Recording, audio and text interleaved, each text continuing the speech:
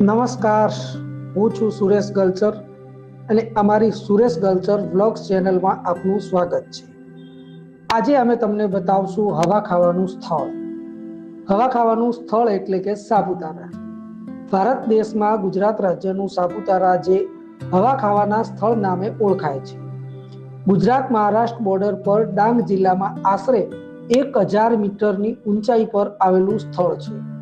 અહીંયા ભર ઉનાળે પણ તાપમાન 30 ડિગ્રી કરતા ઓછું રહે છે.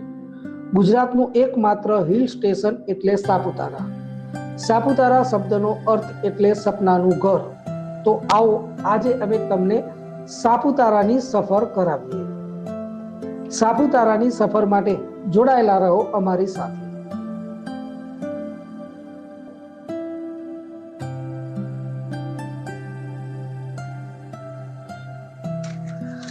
હાય ગાઈડ્સ, ગુડ મોર્નિંગ. અમે લોકો સવારે વહેલા જાગ્યા અને ફટાફટ તૈયાર થઈ ગયા અને નીકળી ગયા સાપુતારા જવા માટે. હોટલની નીચે ઉતર્યા તો અમને લેવા માટે ગાડી આવી ગઈ હતી.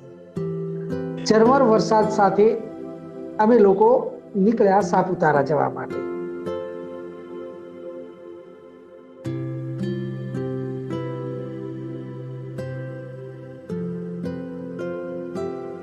ગાડીમાં બેસીને આગળ નીકળ્યા અને રસ્તામાં સીએનજી પંપ આવ્યો. સીએનજી ભરાવ્યા બાદ અમે લોકો આગળ વધ્યા.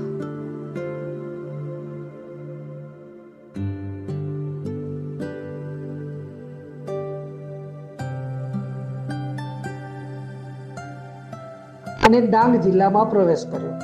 ડાંગ જિલ્લામાં પ્રવેશ કરતાની સાથે જ અમે એક હોટલ પર બહુ જ મસ્ત ચા અને નાસ્તો કર્યો. ચા અને નાસ્તો કર્યા બાદ અમે લોકો પહોંચી ગયા ગિરાધોધ પર.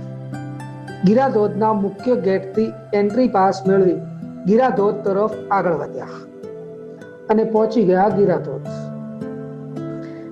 ગિરાધોધ પર વહેતા પાણીને દૂરથી જોયું અને બહુ જ મજા આવી. તે બાદ ત્યાં વરસાદ ચાલુ થયો એટલે અમે લોકોએ રેઇનકોટ પહેરી ગિરાધોધની નજીક જવા માટે સીડીએથી નીચે ઉતર્યા. ડાંગ જિલ્લાની વઘઈ પોલીસ દ્વારા પર્યટકોને ચેતવણી આપતું બોર્ડ મારવામાં આવ્યું હતું અને તેમાં જણાવ્યું હતું કે પર્યટકોને પાણીની ઊંડાઈ હોવાથી પાણીમાં ઉતરવું નહીં અને નાહવા પણ પડવું નહીં. તે બાદ અમે લોકો પહોંચી ગયા ગિરાધોધની એકદમ નજીક. બહુ જ મજા આવી. ત્યારે તમે પણ નિહાળો ગિરાધોધના દ્રશ્યો.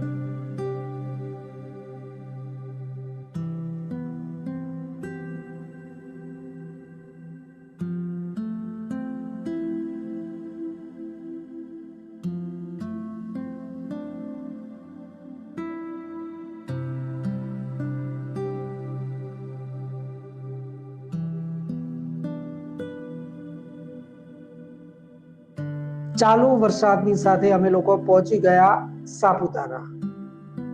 રેઇનકોટ અને છત્રીનો સહારો લઈ અમે લોકો પહોંચ્યા સાપુતારા સંગ્રહાલય. પરંતુ ભારે વરસાદ અને ધુમ્મસના લીધે સાપુતારા સંગ્રહાલય પણ બંધ હતું. તે પછી અમે લોકો પહોંચી ગયા સાપુતારા લેક પર. સાપુતારા લેક પર ભારે પવન, ભારે વરસાદ જોવા મળ્યો હતો. ભારે પવનથી અમારી છત્રી પણ તૂટી ગઈ હતી અને અમે લોકોએ સાપુતારા લેકને બહુ જ નજીકથી જોઈ મજા માણી. ભારે પવન અને વરસાદને લઈ વાતાવરણ એકદમ ઠંડુગાર બની ગયું હતું. હવે તમે પણ જુઓ સાપુતારાના દ્રશ્યો. ત્યારબાદ અમે બતાવશું સાપુતારાના અન્ય ફરવાલાયક સ્થળો.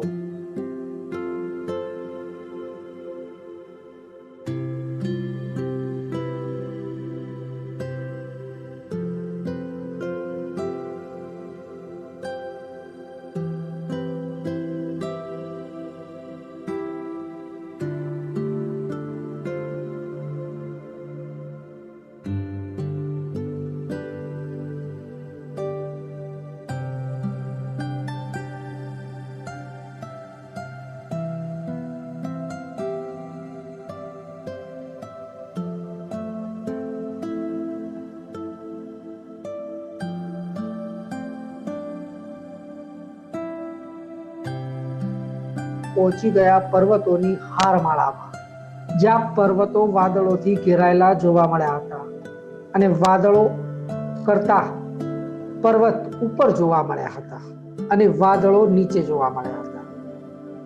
વરસાદના લીધે ભારે ધુમ્મસ પણ જોવા મળ્યું હતું. ત્યાંની ગ્રીનરી, પહાડી દ્રશ્યો જોઈ બહુ જ મજા આવી.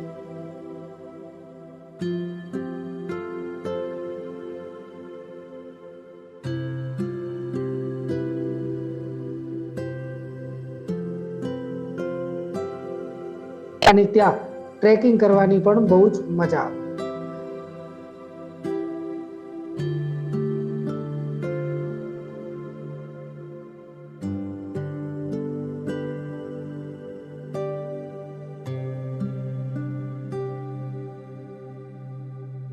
ભારે ઠંડીના માહોલ વચ્ચે ગરમા ગરમ મેગીના નાસ્તાનો આનંદ માણ્યો અને પછી ફરી ગાડીમાં બેસીને અમે લોકો નીકળ્યા.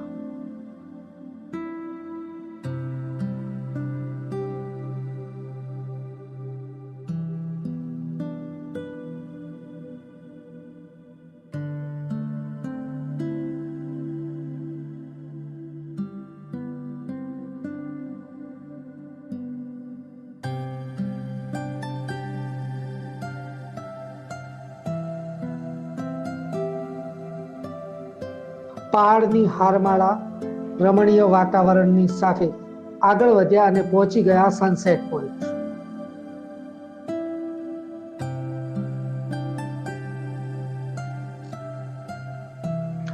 ભારે વરસાદ અને ધુમ્મસના કારણે સનસેટ જોવાનો તો મોકો ના મળ્યો, પણ ત્યાં અનેક પર્યટકો વરસાદી વાતાવરણ સાથે સાપુતારાની મજા માણી રહ્યા હતા.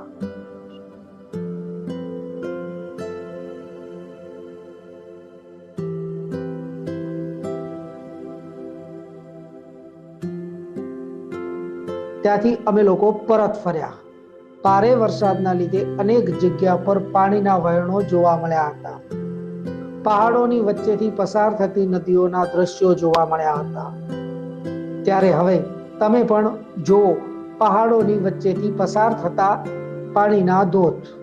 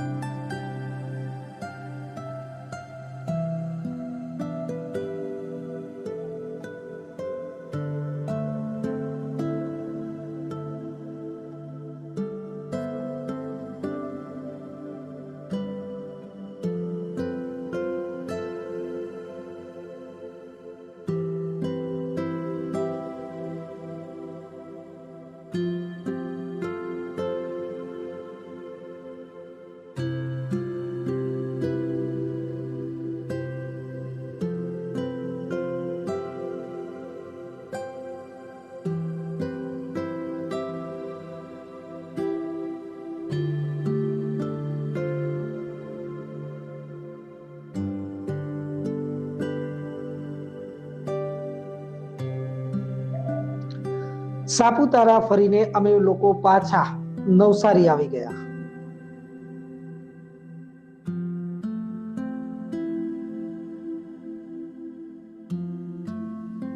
અને સમગ્ર સાપુતારાની તસવીરો કેમેરામાં કેદ કરી. ત્યારે હવે તમે પણ જણાવો કેવી લાગી અમારી સાપુતારાની મજા. આવા જ વિડીયો જોવા માટે અમારી સાથે જોડાયેલા રહો અને અમારી ચેનલને સબસ્ક્રાઇબ કરો.